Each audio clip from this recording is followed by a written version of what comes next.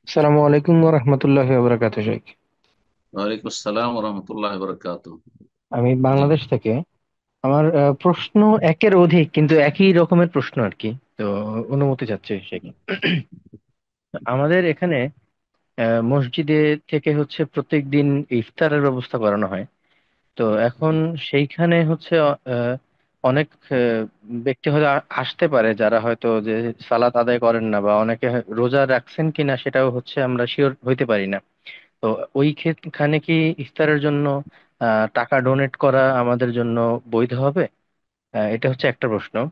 আর দান সাদাকার ক্ষেত্রে বা হচ্ছে ফিদিয়ার জন্য যখন গরিবদের খাওয়ানো হয়, সেই ক্ষেত্রে কি এটা আমাদের যাচাই করার প্রয়োজন আছে যে সে সালাত পড়ে কিনা, বা তার আমল কিরকম, বা এই বিষয়গুলো কি আমাদের যাচাই করা আদৌ প্রয়োজন?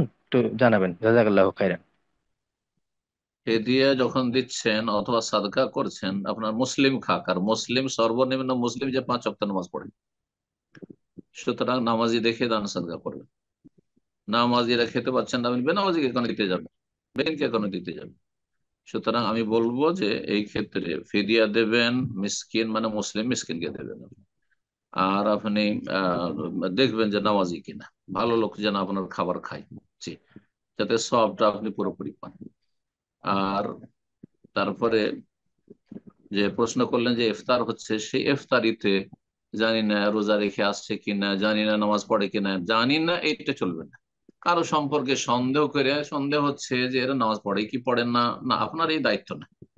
আপনি যখন স্বচক্ষে দেখছেন যে বেনামাজি এসে ইফতার করছে, তাহলে ওদের জন্য ইফতারি দেবেন না, তাহলে ইফতারি দেবেন।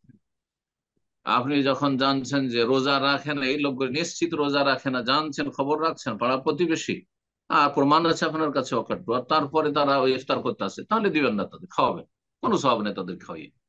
কিন্তু আপনি সন্দেহের ভিত্তিতে, জানি না, আজকাল তো বেনামাজি অনেক বেশি, জানি না, অনেকে তো ধোঁকাবাজ, শুধু খেতে আসে, রোজা রাখে না, সেই জন্য ইফতার দেবো না, না, এটা জায়েজ না। কোন মানুষ সম্পর্কে নেগেটিভ খারাপ সন্দেহ করা জায়েজ নাই। সুজা ইন্না বাযা জান্না ইসমা। আল্লাহ বলছেন যে কিছু কিছু সন্দেহ আছে, সেগুলো গুনাহের কাজ। এই ধরনের সন্দেহ করতে আল্লাহ নিষেধ করেছেন। জি।